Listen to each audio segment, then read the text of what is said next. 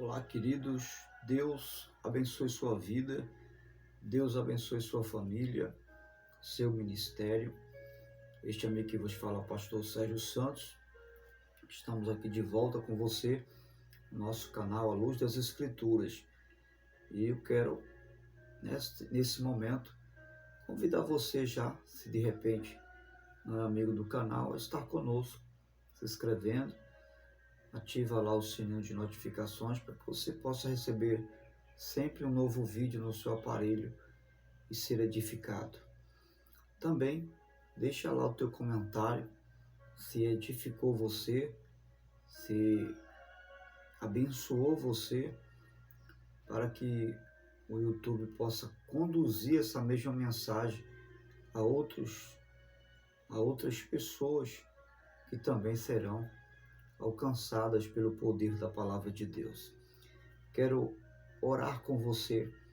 Você já orou hoje? Você já levou a Deus uma palavra de oração? Ou as preocupações da vida, não permitiu você orar antes de qualquer coisa? Então eu convido você, se você pode agora parar para orar comigo. Ore.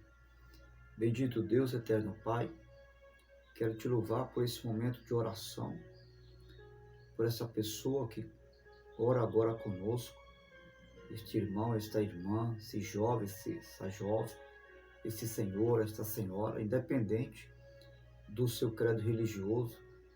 Abençoa, Senhor, esta vida e que o Senhor traga respostas às suas orações, que o Senhor ajude sua casa, sua família, dê a ela este dia de hoje um dia de vitória, para a glória e para o louvor do seu santo nome. Amém. Graças a Deus. Quero compartilhar com você uma palavra que se encontra em 1 Timóteo, capítulo 2 de 1 Timóteo, e versículo 1, que diz a seguinte expressão.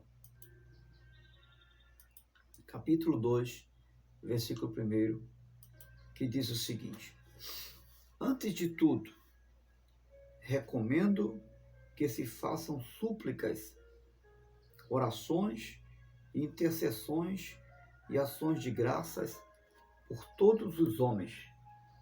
Essa carta foi endereçada a Timóteo pelo apóstolo Paulo, pastor Timóteo, o jovem filho na fé do apóstolo Paulo, que estava cuidando da igreja que estava em Éfeso. Esse período foi um período do primeiro, segundo século da igreja primitiva, os primórdios da igreja. E a igreja estava passando por dois problemas. O primeiro problema é um problema caracterizado do lado de fora das portas da igreja, que é em relação à perseguição. Na época, o imperador Nero era um dos imperadores e estava perseguindo a igreja do Senhor Jesus. E esse era um dos problemas que estava norteando a igreja do lado de fora. Mas havia outros problemas do lado de dentro, que eram problemas internos da igreja, que estava ligado à liturgia do culto.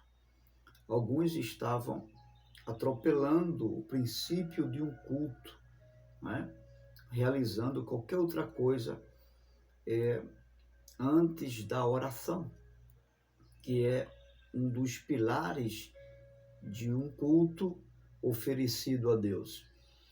E o apóstolo Paulo vai orientar o seu filho na fé, Timóteo, que era o pastor da igreja, a orientar, a conduzir a irmandade, a orientar os homens. E nessa seção aqui, nesse capítulo, ele divide em 3 seções. A primeira parte está do versículo 1 ao versículo 8, ao versículo 7. Ele vai orientar a igreja a orar por todos os homens, todos que estão em eminência, pelos príncipes, pelos reis especialmente por aqueles que estavam perseguindo a igreja do Senhor. A segunda seção desse capítulo está entre o versículo 7 ao versículo 9. E ele vai se dirigir aos homens e dizer que orem sem cessar, façam súplicas, orações, intercessões em favor de todas as pessoas, para que Deus possa alcançá-los com a salvação. E terceira seção desse texto vai do versículo 9 ao versículo 15, onde Paulo se dirige às mulheres da igreja, também orientando elas a orar e terem um comportamento sensato com respeito às pessoas, não só de dentro da igreja, mas do lado de fora da igreja. Mas o que eu quero compartilhar com você nesse momento é essa primeira expressão que o apóstolo fala no versículo 1 do capítulo 2. Ele diz: antes de tudo, recomendo que façam orações, súplicas por todos os homens. A pergunta que eu quero fazer aqui agora, para mim, para você, para todos nós, é a seguinte pergunta: você tem considerado a oração algo secundário na sua vida ou primário? Qual é o lugar que ocupa uma vida de oração na sua vida, na sua casa, no seu ministério, no dia a dia da vida, em meio aos problemas que você tem para resolver? Qual é o lugar que ocupa a oração na sua vida? Ela é algo primário ou secundário para você? É algo que tem importância ou é algo irrelevante para a sua vida? Porque aqui o apóstolo Paulo nos orienta dizendo: antes de tudo, ou seja, Paulo coloca a oração como algo primário na nossa existência em relação a todas as coisas que possam nortear e trazer implicações para a nossa vida. Então, colocar em primeiro lugar, antes de qualquer coisa que você possa resolver, que você possa conduzir ou tratar, seja um problema, seja tomar uma atitude, seja um sofrimento, você deve e eu tratar nós com oração. E não uma oração que venha a ser feita depois, quando você tiver um tempo. Não uma oração que deve ser realizada apenas por um protocolo religioso, porque você se sente um cristão e se acha na obrigação de orar. Não, senhor, porque esse tipo de oração, ele está fadado a religiosidade, a um legalismo. E não é assim que funciona o princípio da oração. Você não deve orar porque você simplesmente se sente um crente ou na obrigação de orar. Não, senhor. Nós devemos orar porque, primeiro, foi um princípio estabelecido por Deus para que pudéssemos ter uma relação com Ele. É um meio de nos conectarmos com Deus. É um princípio da graça de Deus para nos relacionar com Deus.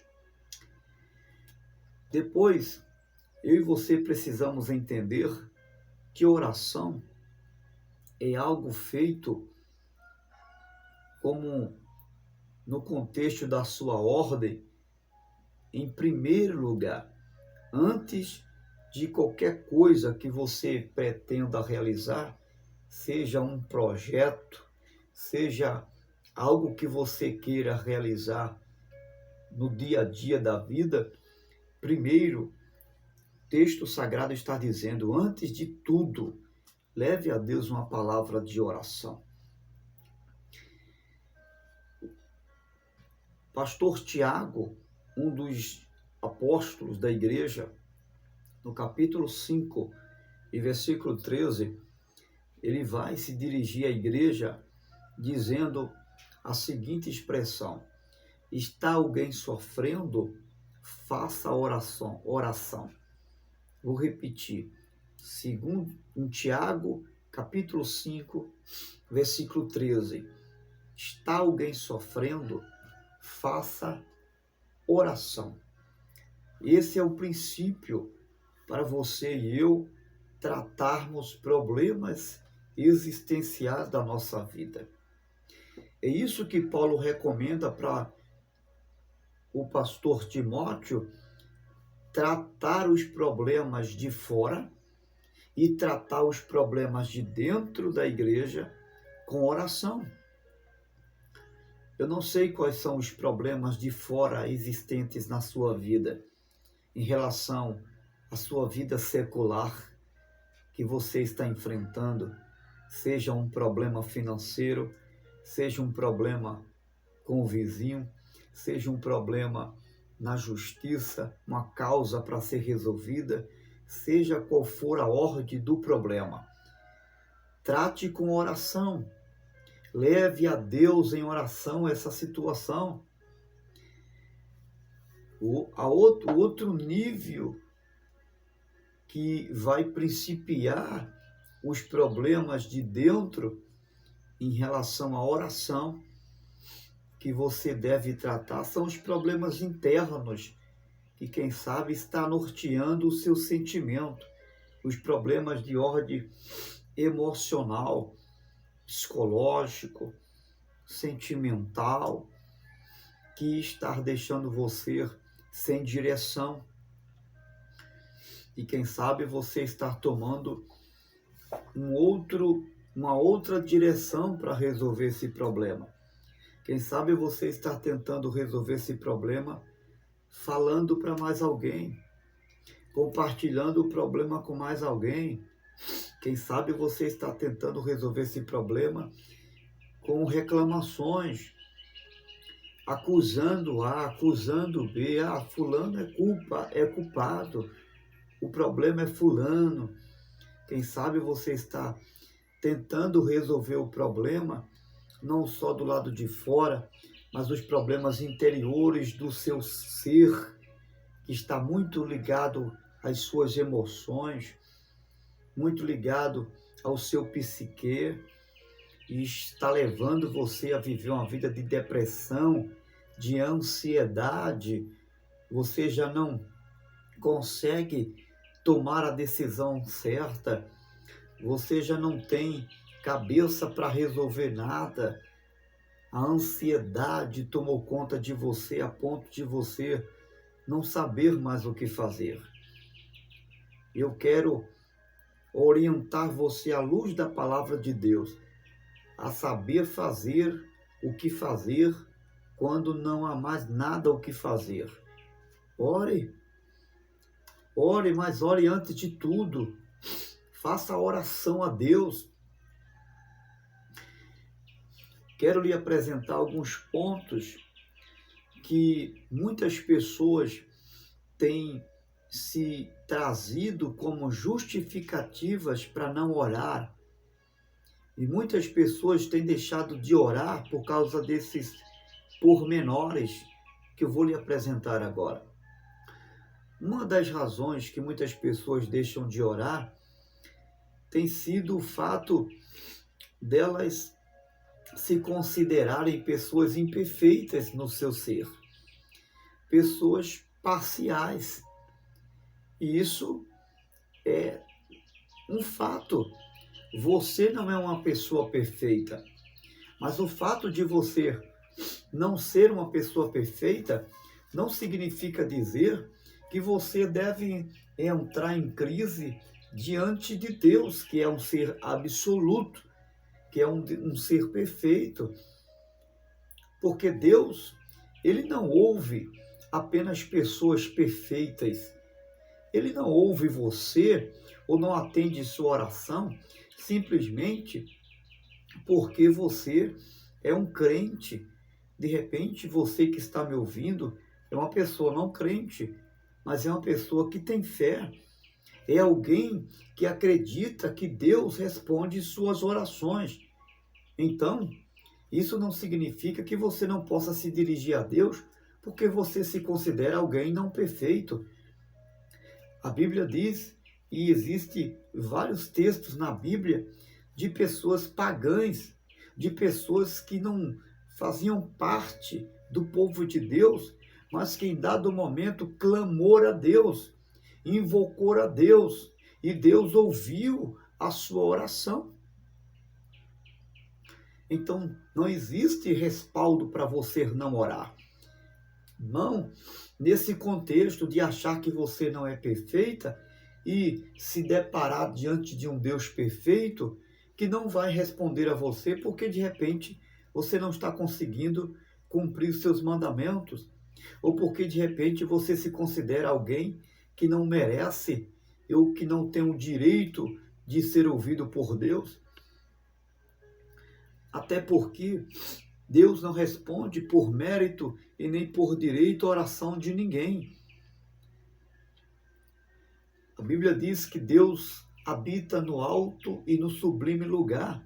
Já disse o salmista Davi, mas ele habita com o contrito e com o quebrantado de coração. Seu coração está quebrantado? Você é alguém contrito com Deus? Você é alguém que teme a Deus no sentido de reconhecer quem é Deus e quem é você? Deus é um ser absoluto, imutável, todo-poderoso, mas você é alguém pecador, você é alguém relativo no sentido de mudar. Você reconhece quem é você e quem é Deus? Isso já é um bom passo para você se dirigir a Deus em oração. Uma segunda razão por que algumas pessoas não oram a Deus é porque tem se habitolado ou tem vivido na dependência da oração dos outros. Não existe pecado em pedir oração às pessoas por você. Não existe nenhum erro nisso. Mas o erro está em você viver na dependência da oração de A, de B. Alguns deixam de orar porque acreditam que suas orações não têm o poder que a oração do outro tem. Não acreditam que suas orações têm o efeito que a oração de fulano ou de Beltrano possa ter. Isso é um pessimismo da sua parte. Você precisa orar. E a oração de poder não é a oração que o outro faz por você. A oração de poder e que tem efeito é aquela que você faz. Porque o convite que a palavra de Deus traz a mim e para você não é um convite para alguém orar por você, mas é um convite para você orar. E a oração que tem efeito é a oração que você faz.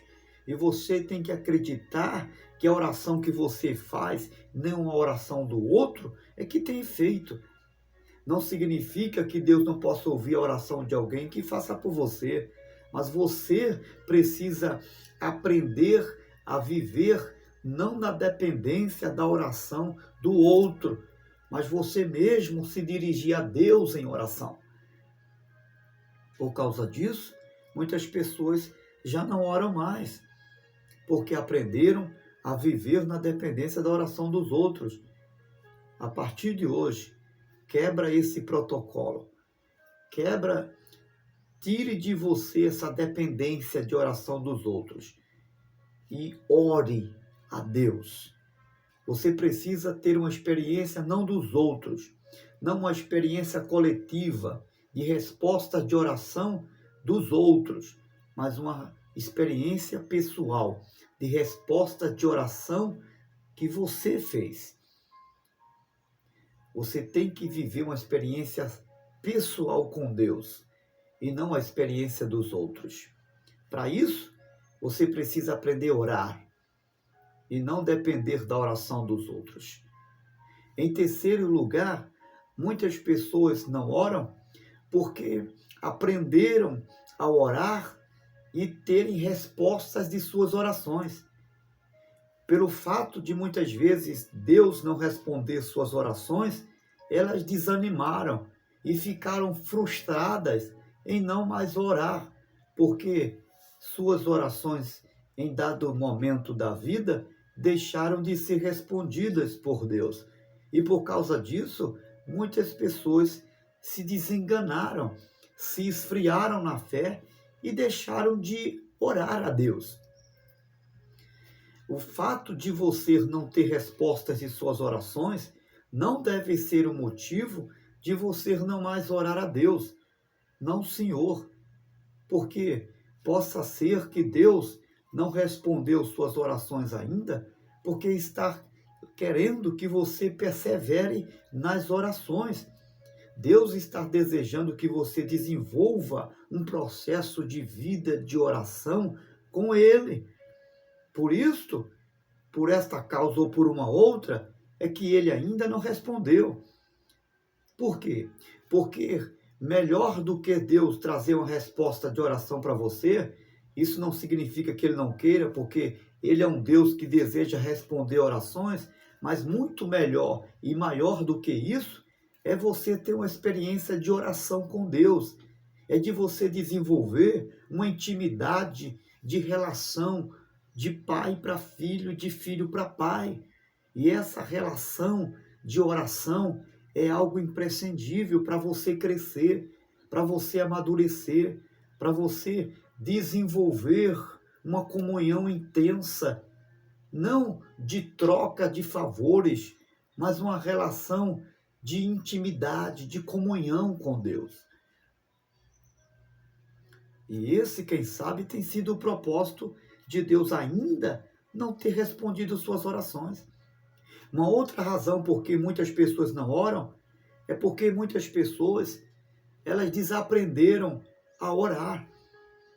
Elas começaram bem orando, mas no meio do caminho as coisas foram ficando bem a seu favor, os problemas foram diminuindo, os problemas foram ficando pequenos e elas desaprenderam a viver orando todo dia e o tempo todo, como a palavra manda, nos ensina a orar sem cessar. Em 1 Tessalonicenses 5,17, orai sem cessar. E muitas pessoas não oram mais porque desaprenderam esse processo de vida com Deus, de orar todo dia e o dia todo. Quando a Bíblia fala orar sem cessar, não significa que você tem que estar dentro da igreja o dia todo orando sem cessar. Não, esse orar sem cessar não é só dentro da igreja, é orar na sua casa, é orar lá fora, na rua, onde você estiver, está voltado a sua mente para uma vida de oração com Deus. E não importa o que você esteja fazendo, se você está sozinho ou no meio de uma multidão, você está com a sua mente e com o seu coração voltado para Deus em oração. Isso é orar sem cessar. E se você tem a oportunidade de sair da sua casa para ir à igreja, vá. Se você tem a oportunidade de dobrar seu joelho aí na sua casa, onde você está, faça isso. E faça isso antes de tudo. Como diz o apóstolo Paulo, antes de tudo, faça orações. Uma outra razão por que algumas pessoas desaprenderam a orar e orar sempre é porque aprenderam a orar apenas quando as coisas estavam no clima da tempestade. Mas quando as coisas estavam bem e a seu favor, elas desaprenderam a continuar orando. E esse não é o caminho da oração. O caminho da oração é em meio a em toda e qualquer circunstância da vida. Você não tem que esperar para viver uma vida de intensa oração só quando os problemas estiverem no calor. Não, mas principalmente quando as coisas estiverem bem. Regar as bênçãos com oração. Você orou para conquistar, agora ore para regar, para as coisas estarem estabelecidas no reino de Deus da sua vida. E aqui agora, à luz da vida de Jesus, olhando para Jesus, eu quero com você compartilhar alguns pontos que Jesus me ensina a viver uma vida de oração em meio à tempestade, em meio ao sofrimento, em meio ao calor da dor. Jesus nos ensina a viver uma vida de oração intensa diante de Deus. Em Lucas capítulo 23, e Lucas capítulo 23, versículo 33, onde Jesus estava crucificado, estava sofrendo, sentindo as dores que era para mim sentir. Ele estava no auge do sofrimento, mas ele vai nos ensinar a orar em meio ao sofrimento. E a primeira coisa, no versículo 23, do capítulo 23 de Lucas, que Jesus vai fazer, é dirigir os olhos ao Pai. E ele diz ao Pai: Pai, perdoa-lhes, porque não sabem o que fazem.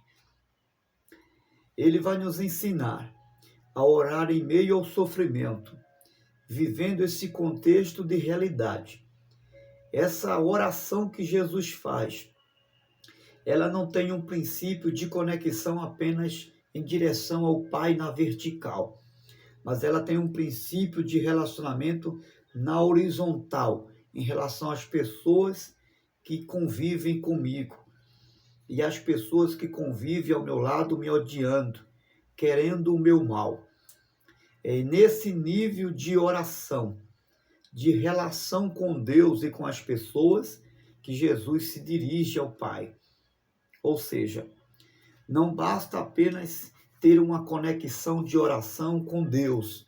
Você precisa ter uma conexão e uma boa relação com as pessoas, perdoando, abençoando, e não importa o que elas têm feito ou sente em relação a você. Quando você se relacionar com Deus, em meio a esse sofrimento, você precisa ter uma consciência de que também deve ter um bom relacionamento com as pessoas. Paulo vai nos orientar no mesmo capítulo de Timóteo, 1 Timóteo capítulo 2, versículo 8. Quero, pois, que os homens orem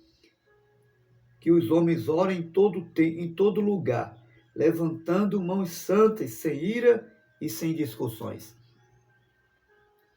Aonde é que você está sofrendo? Qual é a área da sua vida que está trazendo e gerando sofrimento? É na sua casa? É na família? É no contexto conjugal? É no contexto dos filhos? Lá fora na empresa? Lá no meio da escola onde você estuda? Da faculdade?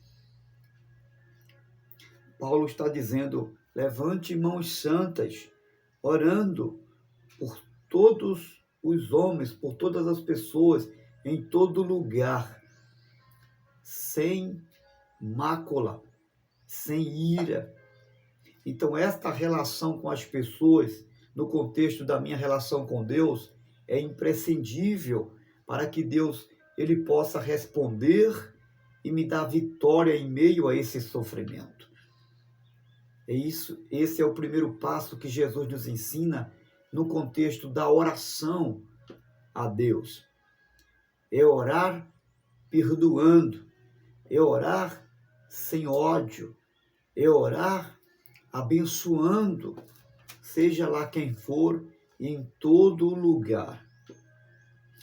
Em segundo lugar, quando Jesus se dirige em oração, porque ele está em oração a Deus, numa relação com Deus, mas também numa relação com as pessoas, na horizontal, ele vai dizer: tenho sede. Quando ele diz tenho sede, ele está se relacionando com as pessoas e ele revela a sua humanidade. Jesus, mesmo sabendo quem ele era, mas ao mesmo tempo Deus e homem na natureza, ele reconhece a sua humanidade e ele diz: tenho sede.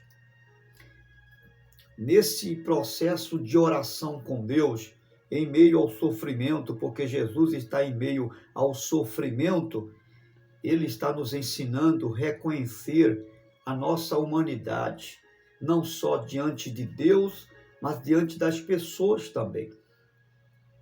Você não tem que se colocar diante de Deus como um ser poderoso, não, como um ser perfeito, não. Jesus nos ensina a entender, a reconhecer que diante de Deus, embora somos cristãos, somos filhos de Deus, mas nós somos falhos, nós temos fraquezas, reconhecer sua limitação e sua fraqueza diante de Deus não é um ponto negativo da sua existência, é uma virtude apresentada diante de Deus. Isso não é um fracasso, mas é força. Reconhecer sua carência, suas limitações existenciais, não é vergonhoso, é honroso diante de Deus. E olha, Jesus nos ensina a reconhecer isso não apenas diante de Deus, porque ele está pedindo água a quem está do seu lado. Então, se for preciso pedir ajuda, peça. Peça água. Peça algo que você esteja precisando.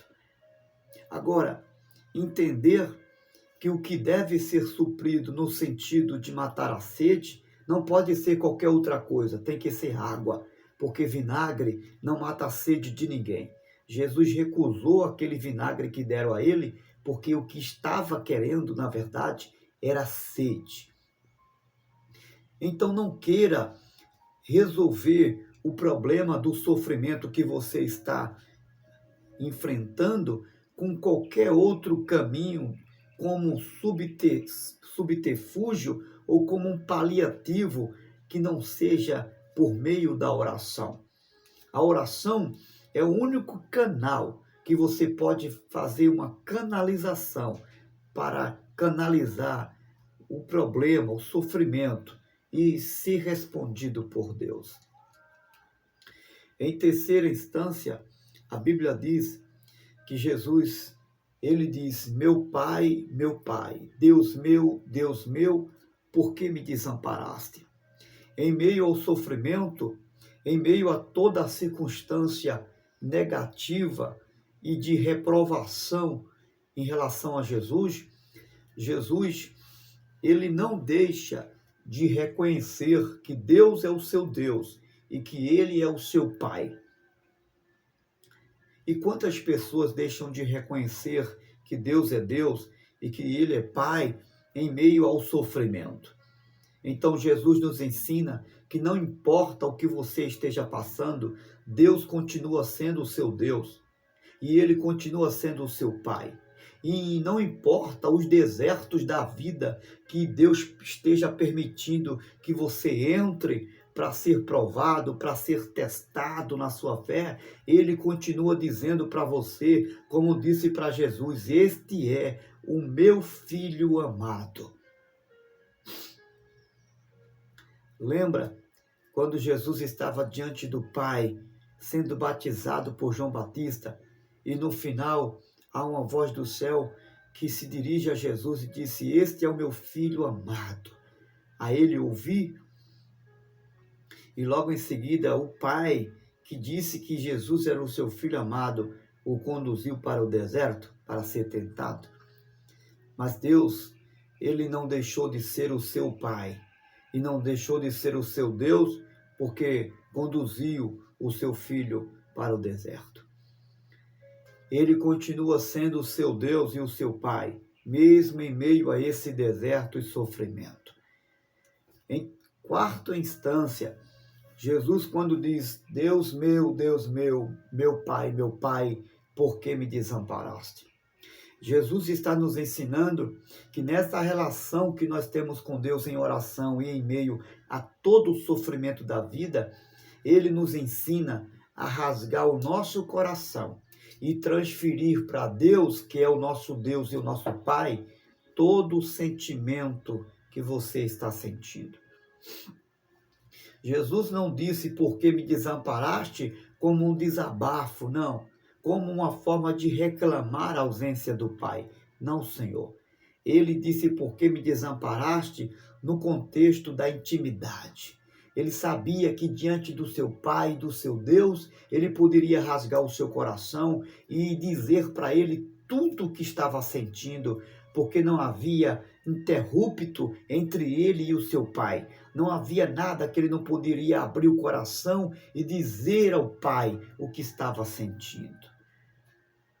Então esse é o princípio da oração em meio ao sofrimento que Jesus nos ensina, para que antes de tudo enfrentarmos os problemas e o sofrimento com oração. Que possamos ter aprendido a viver essa vida de oração antes de tudo, mas viver essa vida de oração em meio ao sofrimento, à luz do Evangelho, à luz do Senhor Jesus. Que Deus possa te ajudar, que Deus possa me ajudar, a todos nós, a partir de hoje, aprender, viver em oração, não depois, mas antes de tudo, e em meio ao sofrimento. Grande abraço e que Deus te abençoe. Se essa palavra te ajudou, te abençoou, envia para outras pessoas.